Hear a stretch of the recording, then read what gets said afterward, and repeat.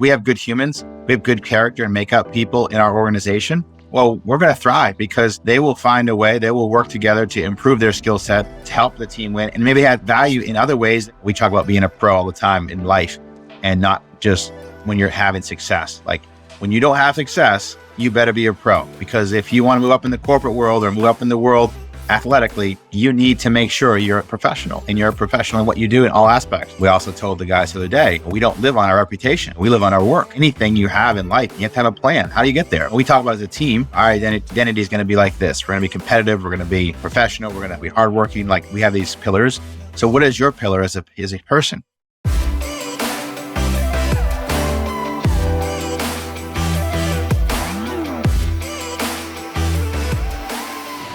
Hi there. Welcome back to Raj with Kate Eckman. We're here today with Edwin Thompson. He's the head coach for the men's baseball team at Georgetown. Go Hoyas. And we were just talking about how much we love DC. I spent some time there in grad school. It's a beautiful place. And what a prestigious role to have. And so I think we can all learn from everybody's journey. But I always do like talking to coaches because they're under so much pressure and stress, and you got to win. But there's so much more to winning, and not just the W on the board, but everything that goes into it behind the scenes. And so whatever your sport is, whatever you're trying to win, I know that Edwin's going to shine a lot of light on that today, how we can all be more successful and really define what success even means for us. So Edwin, thank you so much for being here today. Oh, great. Thanks for having me on. I'm looking forward to having a great conversation today. Yeah, absolutely. So before we hit record, we were just talking about the importance of, I wrote down a whole bunch of things here, but I wanted to make sure I said it right. You said the importance of being a good human and how much that goes into recruiting, and that it's so much more than just raw talent or what people can do on the field. Can you talk to us a little bit more about that? Yeah, I think any industry, no matter what you're trying to do when you're hiring somebody, or in our case, we're recruiting players to come play baseball, you want three things. You want someone that's hardworking, that's loyal, and willing to learn. I think you start with that framework. Of course, in our world, as you said, we need to win games. So you have to have talent. You have to have ability that can help you win a game. But when you're recruiting, it doesn't always work out like you hope from a talent standpoint. But if we have good humans, we have good character and makeup people in our organization, well, we're going to thrive because they will find a way, they will work together to improve their skill set, to help the team win, and maybe add value in other ways that maybe you wouldn't. But if you get a person that doesn't have that good character makeup and is just really about themselves, not about the team, well, that's when you run into problems. That's when you kind of have some issues in the organization. And you have some guys that I've seen it many times where even we're winning games are not happy because they're not playing, they're not contributing. But I always put that back into our players and say, there's always a role, and everyone has a value. It is create and embracing those roles and those values that allows you to have that type of meaningful impact that you have in the organization. So I think that's our first thing we look at, is just the person and the human side of things, just to make sure we have the best person we can. Yeah. And besides what people are saying or doing in the recruitment process, is it a feeling? Is it intuition? Is there just that sense that this person's going to be a great teammate? This person's going to be a leader. I trust this person. And sometimes we've all been deceived. We've all been there. Ooh, certain person just came to mind for me in my life. But what encapsulates being a good human? And is it something that we can sense from someone else? Yeah, I think there's different traits, how you talk, how you communicate. I think that's a big part of it. We talked about earlier too, before the show started, is like the communication part is if a kid is not a good communicator and really is not able to just articulate exactly who they are and what they're about, well, it's a clear indication. I don't mean they're not going to be a good person, but if you have a chance to have a person with a little bit of a presence and a little bit of ability to kind of expand on who they are, instead of just being like, yeah, I'm this person, that person, because all they can do is text, or they can't communicate like they can like face to face. I think those things are so important. But you just try to see qualities, and obviously you get a lot of information. We do a lot of digging, like anything in recruiting. We try to find out about who they are, their high school coaches, their travel coaches, their administration. And then for us, we take the next step was coaches that coach against them. If it's a good player that we're recruiting from a talent standpoint, they're going to stand out. So how do they do when they have success, and how do they do when they don't have success?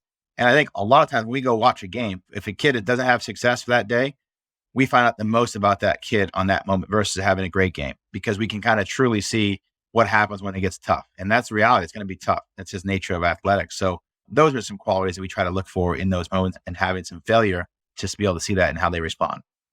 Yeah, and you've had so much success, which I'd love for you to share with all of us for people who don't know, but so much success on the field. And I can't even imagine being a head coach at a prestigious program in this day and age with social media and, like you said, the texting and kids just growing up in a completely different generation than when you and I grew up. We didn't have cell phones when we were Right. kids, which I'm actually, thank God, we had to actually connect and play and do other things to entertain ourselves. But what is that dynamic like where you all I have friends that are college coaches and they feel like fathers to me. There's so much to manage. Some players come from broken homes. They don't have solid father figures. So it's kind of like some say I feel like there's some babysitting, there's some parenting, and then there's player development, and then there's the whole athletic component. But how do you kind of navigate all these moving parts in this chaotic world where I think it's challenging for kids nowadays. It's kind of a toxic environment right now, and they don't have the tools that someone our age has developed over time. I think it's just constant work in a good way. A lot of these kids we get at 16 years old, we have them through the recruiting process. They get to college at 18, they graduate at 22. And then from there, that alone is a huge transition. Forget everything else, forget all the things you just mentioned. From 16 to 22 is just a huge growth and development. Things are changing, things are happening. And so to be along in their journey for a small part of it and have a small impact, like that's so valuable. And I take a lot of pride in that. My staff, I always joke, people say we have success. Well, I have all the losses. We have more wins than losses the last few years, but for the most part, the players are out there doing the thing. My assistant coaches do a great job. And so I think my job, my role is to really make sure that we're all connected around the same vision and we're going towards that direction and getting people to understand that, like I said earlier, everybody has a role. Everyone may not look as what they thought. They thought they should be playing this or doing this to help the team, but maybe your role is going to be this. And that's so I think keeping it simple as best we can has always been a strength of mine to kind of keep it very simple, not try to do too much and not worry about things we can't control. I mean, that's really, it sounds as simple as this, like analogy of like stuff that's in a rear view is gone. Stuff that's far ahead is, you can't really see it, but the stuff that's right in front of you, how are you going to deal with that? If you take that small step in the process oriented approach that we try to take here, the better off we're going to be in the long term, help the kids filter because it is a lot they have to deal with. Yeah, and you're being very humble, but Georgetown baseball has not seen this kind of success in 3 decades, and under your leadership, you're winning more games than you have in 30 years. Besides your awesomeness and the talent on the team, what do you attribute that success to? Well, I think Georgetown has a unique ability. We attract some of the best and the brightest kids in the world academically. And so you have kids that are high achievers. And when you have kids that are high achievers, they have an innate ability to recognize that it takes work to be really a high achiever academically. Well, the kids we attract also have that same vision from a baseball standpoint. They want to be extremely competitive at the baseball. And so we don't let our academics or our baseball suffer. We try to keep it pretty equal and allow them to take that initiative and ability and that competitiveness to both sides of what they're doing, as well as being a great person. And I think those are the things that kind of been our secret sauce is just allow us to have a great environment, an ability that honest and open environment, and not saying like in a meany way, but it's honest, open conversation. And I think in our sport, for example, a lot of times baseball, it's not like football, but like we have a depth chart. We post a depth chart of where they stand, and we're honest with them how to get out of that situation they're in. And I think as an individual, you just want to know what you can do to get where you want to be in life. And then if you can have that framework and that blueprint of what it looks like, then now the next thing you have to go do it. And I think that's something that we've kind of been really prideful for is just getting our guys to really buy into the team, the concept of team, and allowing them to just be in the best space they can be to help our organization. But yeah, I think that's probably the easiest way I can say is just our environment. Yeah, environment plays such a crucial role, and it always starts at the top. Most people are used to corporate, and it's like if the CEO is toxic, it just trickles down, and you see that a lot. It's so Yeah. common, unfortunately, and you see it in sports too. You see headlines of some of the abusive coaches. There's a basketball coach coming to mind who would throw chairs and be abusive to the players, and there's some people who lead with violent communication and screaming, and they think that motivates the kids, and then there's other coaches who lead with love and respect and that motivates them. Who really helped you develop your character so that you can be a good human and then really just teach because you're really teaching morals and standards and leading with integrity, which is so refreshing. And sadly, the sports that listen, the athletic businesses, both college and pro, can be very toxic, and it can bring about a lot of toxic masculinity. And your approach is just you're like a family man and this Yeah. good quality person rather than all the ego. And they're lucky to have you. Where does that foundation stem from? Yeah, my parents, and my dad and my mom instilled in me a work ethic, of values. There was always honest conversation. There was never like, hey, you feel good because you got fourth place. You had to earn first place, or second place, or make a medal. So I think that part was really instilled in me at a very young age, not to where it was like overbearing, where like, they were like, hey, you got to get first place. Like, no, if you want first place, that's up to you. Here's how you have to get there and have to earn that. And I think that, and then my dad was always say, you can make excuses or you can make things happen. And in life, as humans, we make a lot of excuses of why we can't do something or we can't achieve something. And I think I look at that. And then I think my other person that really helped, my first coach was Dick Meter, who's for University of Maine at Farmington. When I first started coaching 20 years ago, he said, life is simple when you do the right thing. Ooh. And it doesn't guarantee success. I tell my players, it doesn't guarantee success just because you do the right thing, but it allows you more often than not to have a chance to have the success that you want. And in a coaching world, and this is 20 years ago, I use that every single year.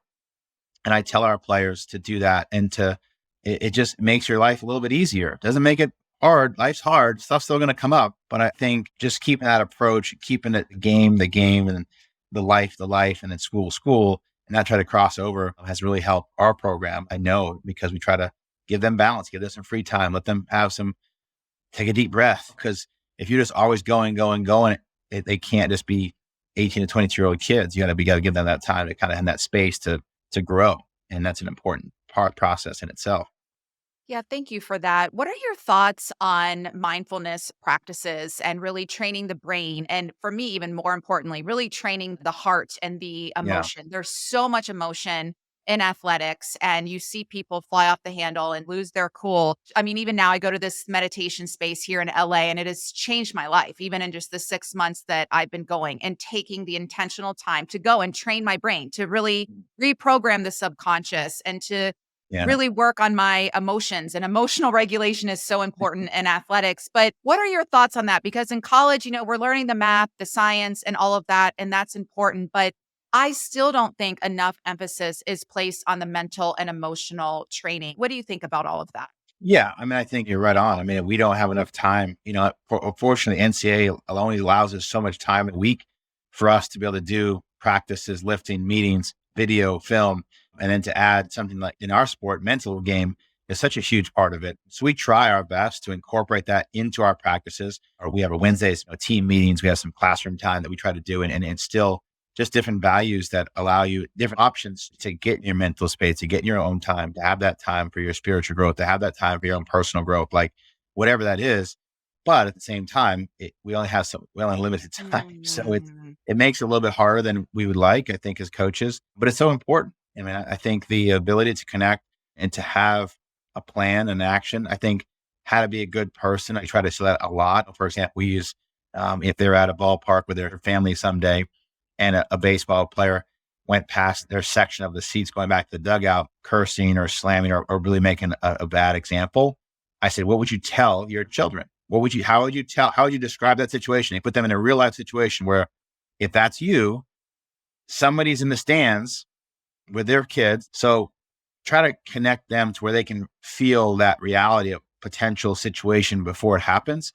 And then why you don't do that. You don't act that way. We talk about being a pro all the time in life and not just when you're having success. Like when you don't have success, you better be a pro, because if you want to move up in the corporate world or move up in the world athletically, you need to make sure you're a professional and you're a professional in what you do in all aspects. And so that starts with me being consistent with my demeanor. Whether we win or lose, I try to be very consistent in my delivery after a win or a loss. And then the next day, how my body language is, how my energy level is. Is it the same? Was it when we won 3 in a row, or is it when we just lost 3 in a row? Right. And so it's a constant battle we all have as competitors. But I think it's something that we try to strive to with the mental game and trying to deal with adversity. I think that's part of the other part of the mental training that we have to deal with, especially with baseball, because we fail so much. Yeah, I can't even imagine. I don't know how anybody gets a hit ever. I don't know. The pitcher, my arm hurts watching, and then the catcher, my knees hurt watching, and then just to be able to get any hit. I mean, even if someone's throwing me the easiest pitch, I mean, there is so much, and then there's so many distractions and so much noise. It is such a practice. I guess they do their mindfulness training at the plate where you're Yeah. blocking everything out and you're focusing in on this ball coming at you very fast, and then you have to do something with it. So I feel like that's the training in itself. What's a lesson that you've learned? I know you've had both successes and failures, but to take a program that really wasn't on the radar and have all this success since you've taken over the program 5 years ago, what do you really think has been, I guess, the special sauce, if you will, in the winning? Well, I think winning is the starting point. My first year, we had 7 days of practice because during 2021, our school wasn't open and we had some moments of challenges. We'd never met the team. So I get there March 2021. About 7 days later, we had a game, which again, no matter how you want to slice it and dice it, we always had competitive motion. But then as you get into it, there's a reality of not practicing. And I think there was small wins then. We had wins in the organization of how we competed, how we went about our business. And then on the next year, we were able to set a school record in wins. And I think it wasn't anything we did differently. Our standards stayed the same. We were consistent in our messaging. And then as you grow, players buy into that. So I think anything you have in life that you want to get to, you have to have a vision. You have to have a plan. How do you get there? Okay, well, everyone has a vision. Here's the plan how to get there. Here's what it's going to look like. That's the part I think doesn't guarantee your success, but it gives you a chance to be, in our world, in the game. And we've had more success from a winning standpoint than we have losing. But we also told the guys the other day, we don't live on our reputation. We live on our work. Our work has gotten us to this point in a program to be competitive nationally, to be competitive regionally, and within our conference. Now it's just a matter of maintaining that, but it comes down to daily and process-oriented approach, which we've kind of taken that approach. I think the sauce is having great kids, great coaches, assistant coaches that do great. My job, again, is just try to continue to get the right people on the bus, as they say, to buy into that vision. And I think that's been something that the kids have bought in well, and we've had high achievers. They want to be successful because you don't settle coming to Georgetown academic. You just don't. We're not a safety school. Nothing against any other school, but we're just not a safety school. It's an elite institution. So we have the type of people in our organization, and now it's just you add the talent, and all those things kind of start to come out. It's pretty fun to see it work in real time. I think high achievers, I'll speak for myself and experience a lot of success as an athlete and in the classroom and have had a successful career. And I have also struggled with a lot of self-doubt and low self-worth at times that I didn't even realize that was what's happening, or never feeling good enough for whatever reason. How we're raised, society certainly is always telling us what's wrong with us and how we don't quite measure up. And it can really start to weigh on us. And I think especially if you're a high achiever and performer, you have such high standards and expectations. And so they're hard to always meet. What do you say to a player when they, in your opinion, are still doing quite well, obviously? And like you said, they're at an elite institution, but you can see them struggling with self-doubt or the negative self-talk or beating Yeah. themselves up. How do you kind of get them out of that space? And what new thought process are you offering them? Perspective is the first thing I would say. Let's say, take a deep breath. Yes, you may not have performed as much as you wanted to do. Yes, you may not be as, what you're doing, but you're at Georgetown. You're on a Division I team. God willing, your family's healthy. You're healthy. Let's start with the perspective. And then we go into the deeper. That's the service level, right? That's like, okay, coach, yeah, sounds good. I know I'm happy to be at Georgetown. I'm lucky, all that stuff. Right. Now the real work begins. Okay. When was the most successful time in your life that you had? And so I put them in a positive mindset before, when they're not in a great spot. So let's just say I tell them, okay, tell me the best game of your life. And they'll say, coach, I was in high school. I had 4 hits, 2 home runs.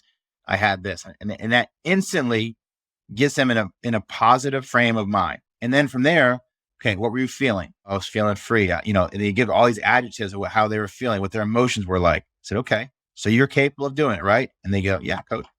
So then from there, you hopefully transition that. That's like step 2, right? And then you hope as a coach, yeah, they go out and have 2 hits that game or whatever it may be. It doesn't always work that way, but it's the feeling. It's the confidence and it's the feeling you have to instill into your people, whether it be in the corporate world or in my world, the athletics, that they can do it.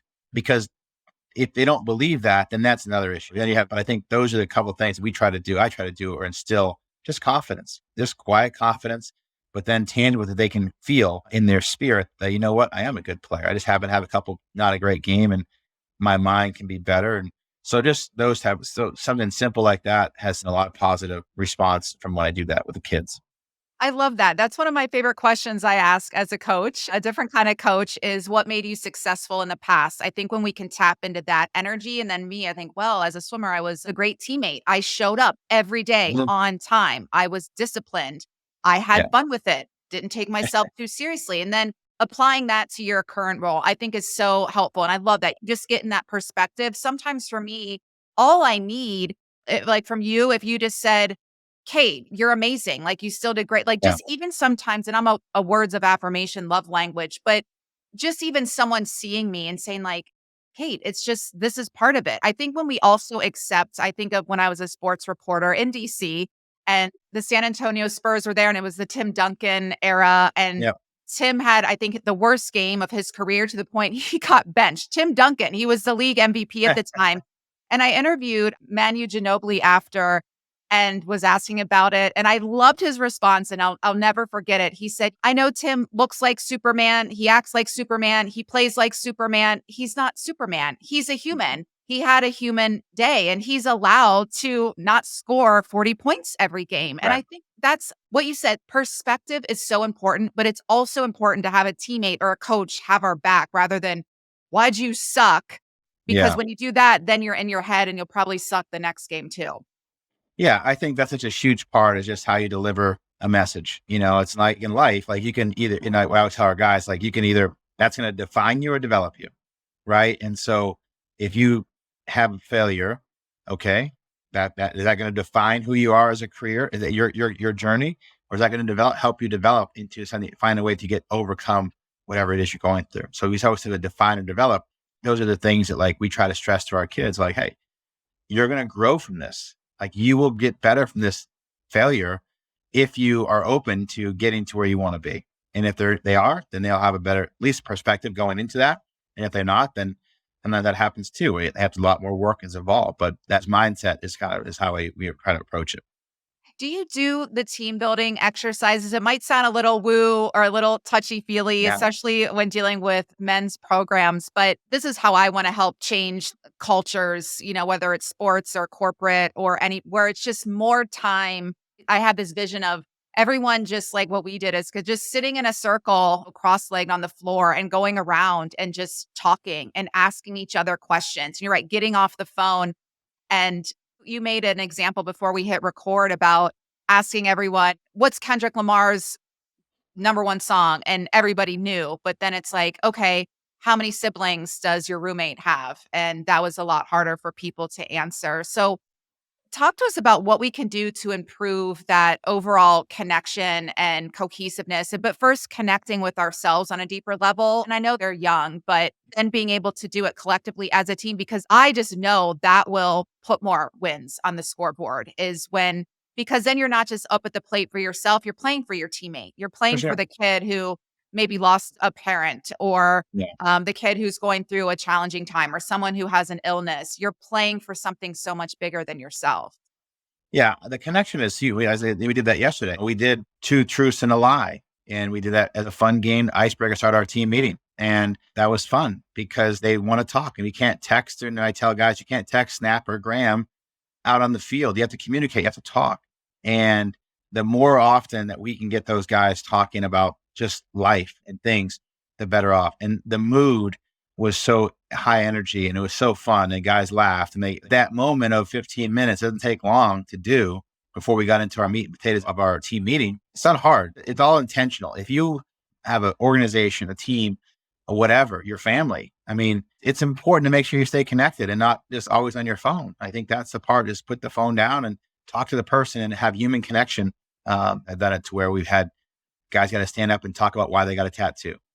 And you learn a lot about a person. It can be something at service level, like, hey, I like a certain sports team. All right, that's fine.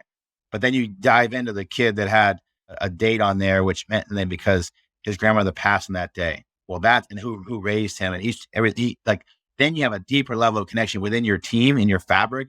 It gets stronger really, really quickly in those meetings, and they get emotional, and that's okay. And you want that safe space to have that. So there's just a lot of ways to do that. I think it is important. We're taking an approach this year. Every Wednesday, we are putting the baseball and the bat down. We are going into our human side, whether it be how to buy a house, what debt is, how do you finance things, so that we have different topics that we kind of cover throughout the fall. We call them Mindset Wednesdays. And we'll do everything from mental health to life in professional baseball, getting a job, interview process, so like just different things. But we always start with an icebreaker. We're always going to start with something fun, and then we'll get into our day. So I think if it's intentional, it's important to you, the players will buy into that, and or the people in the organization will help. Yeah, without being at any of your practices, I can see why you've had so much success. And it really does, I think, start with your own emotional intelligence and willingness to go there. And as I like to say, we have to fine tune our own instrument before we can play it for the world. And then again, you set the example, because it's one thing you can say all the inspirational quotes and talk Right. all the talk, but then they see you acting out or yelling or not showing up for them or not listening. And there's that disconnect. So, Yeah. yeah, I can see how you've been successful. So, I appreciate that mentality. We talked a little bit about this, but if you were going to give a TED talk because you would like to do that, I see you Yeah. doing that. I would love to hear it. I can't wait. But what are you talking about in your TED talk?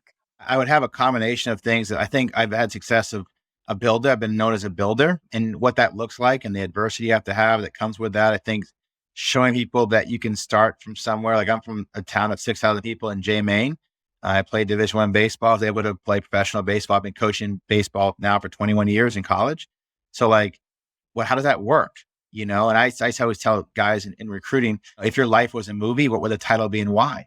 And it allows me to connect with that recruit, and they have to really think about what their life is. And in mine would be, if it was easy, everyone would be doing it. Right. And it's a little bit longer title movie, but not everybody is built for working 7 jobs when I was my first 4 years to kind of survive. And they always want things handed to them. And so I think the ability to have perspective now and 20 years in, and the ability. So I think the TED Talk would kind of go with a little bit of dreams and vision. And then what does that look like? Is it always going to be, rainbows and unicorns? No, it's going to be real life stuff that comes up. And then how do you deal with it? How do you overcome that? And I think there's a lot of different ways to get there.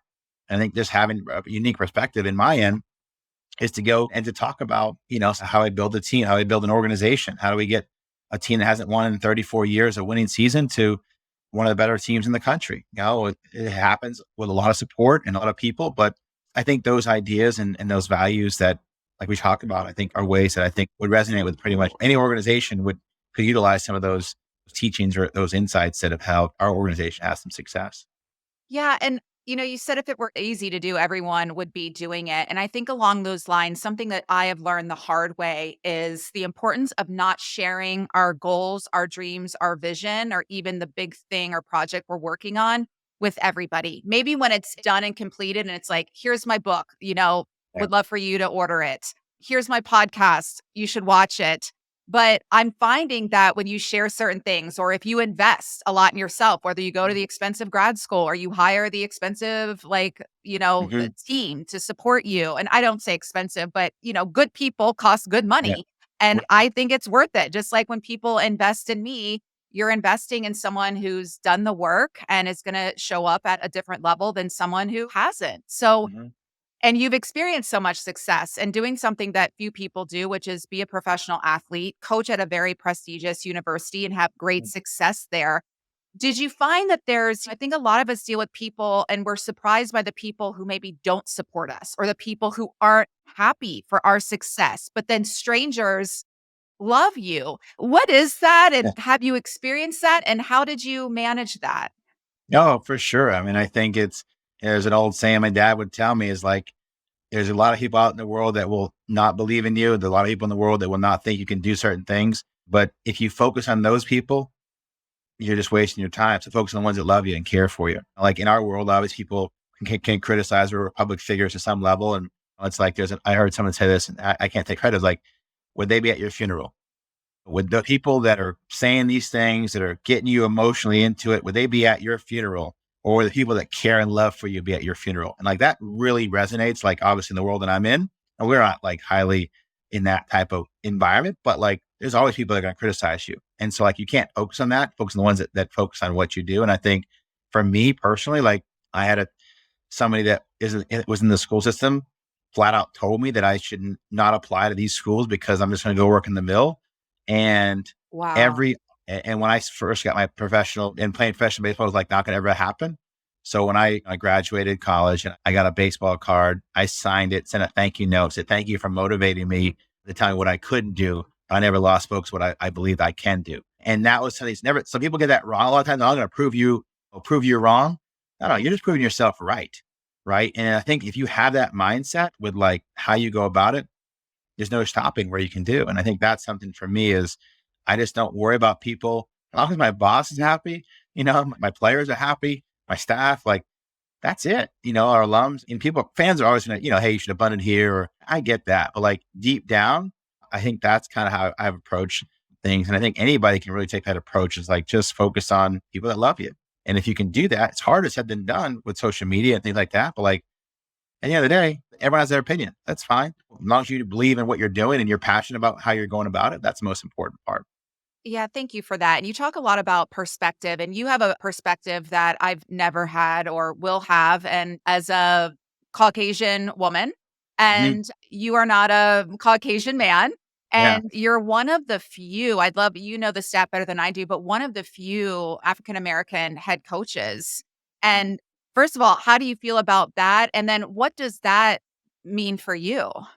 I think in baseball, Black coaches and players are minorities, and that's a fact. I think in Division One, there's 300 Division One teams. There's 14 Division One head coaches that are Black, and then 5 that are at predominantly, white institutions. So I think I've always kind of been the first for the most part everywhere I've gone. First coach, first this. I was first coach in ACC at Duke to be a baseball coach and some things like that, like along the way. But like, I just know that's part of my journey, and it's part of my mission is to help provide other opportunities for the next generation of coaches to say, yeah, I can do that.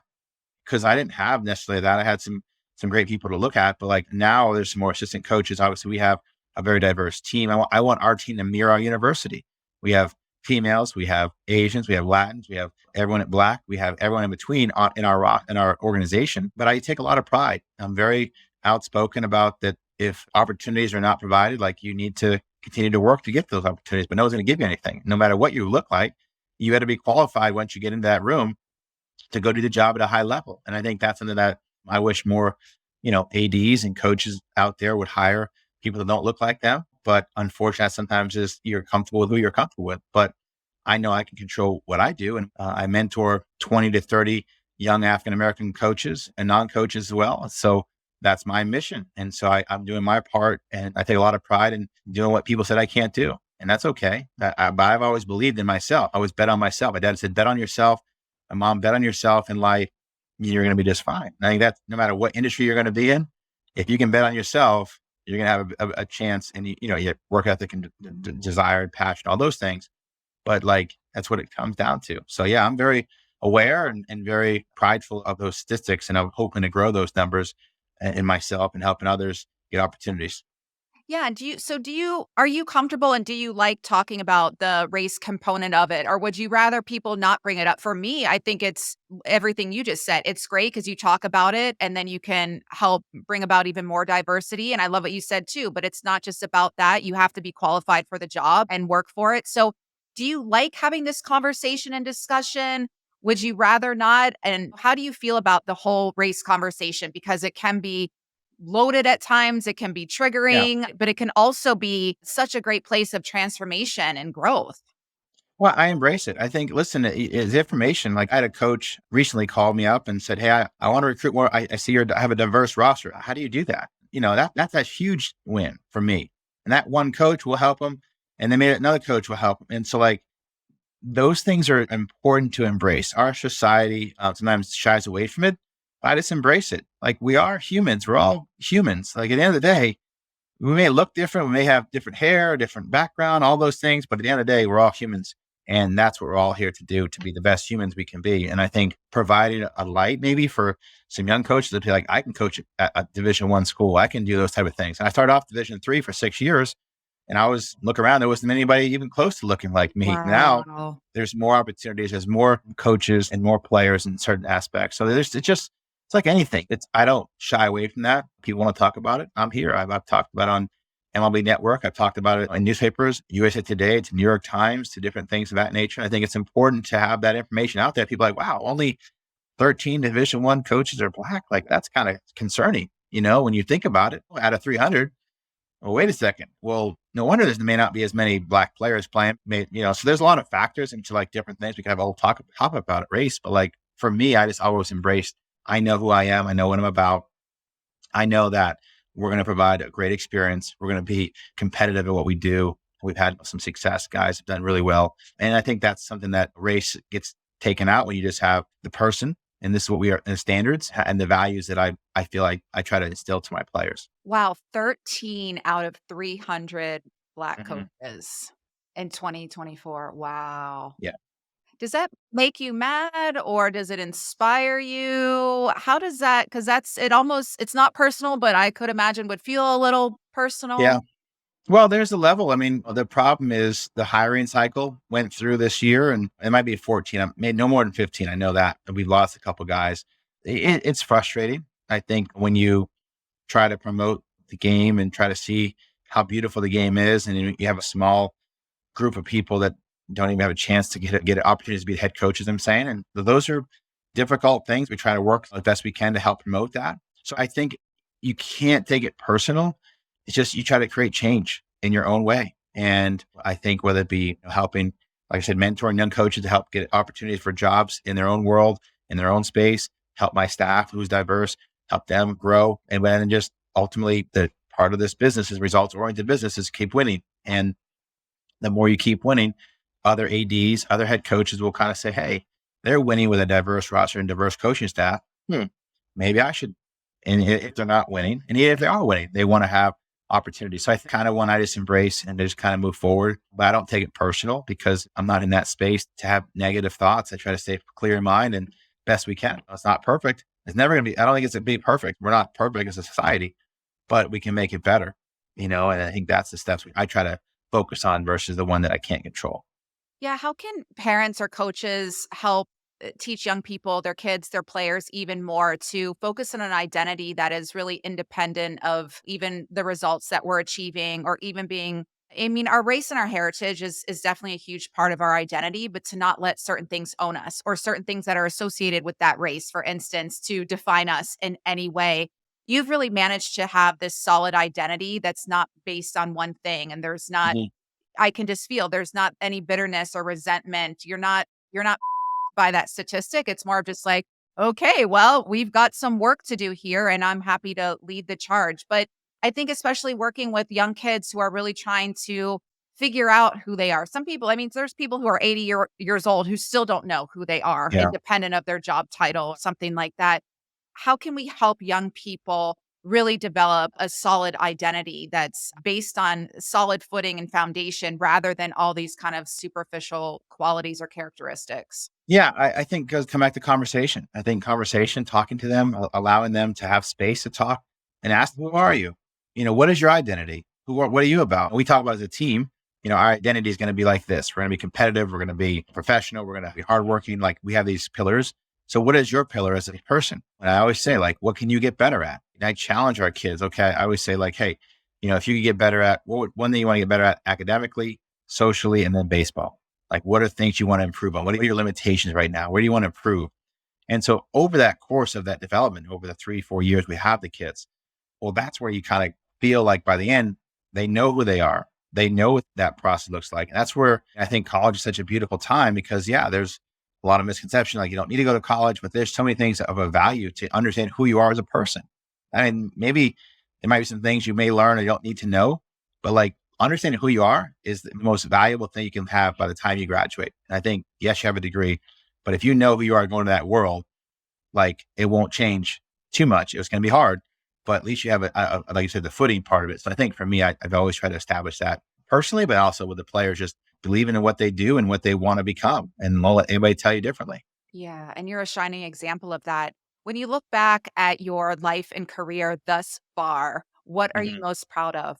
That's a great question. I never been asked that question. I've been consistent. I've been really consistent in my messaging. It's changed probably when I was 24, 25, 26.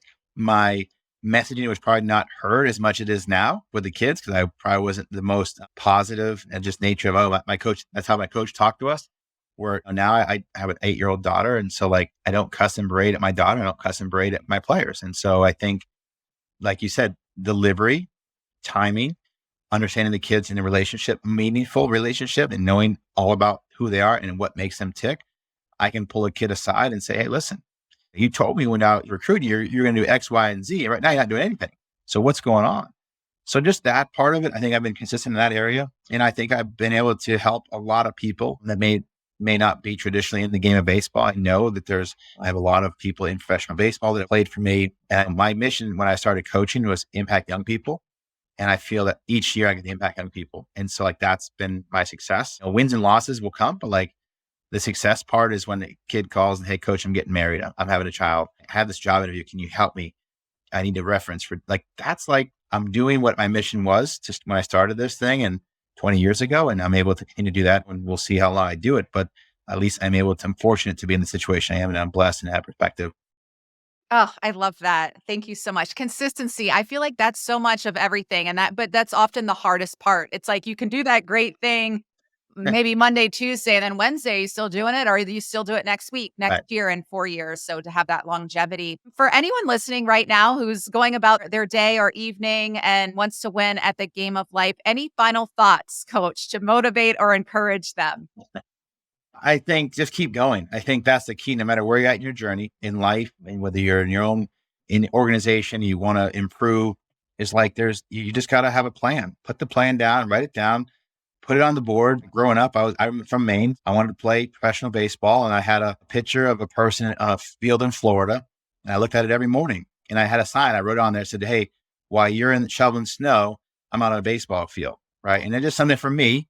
Something simple like that motivated me to make sure throughout the day, I made sure I got my extra work in, or I got my things in. So whatever that is for you and where you're at in your journey, it can become simple things like that. Like I think a lot of times doesn't have to be this huge process. It can be very simple.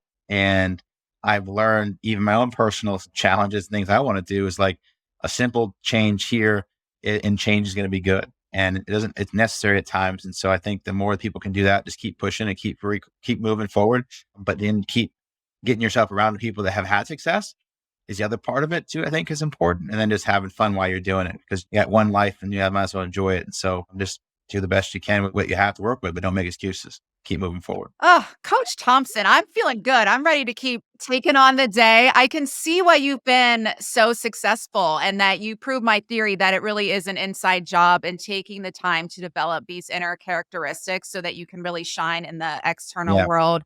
Thank you so much. This has been such a pleasure speaking Yeah. with you. We'll have to do it again, and I'll reach out to you when I'm in DC because it's so good to keep this perspective and remember that it is the long game. And if you're getting that overnight success, it's probably not going to last because you have to build that solid foundation. So thank you so much for being here.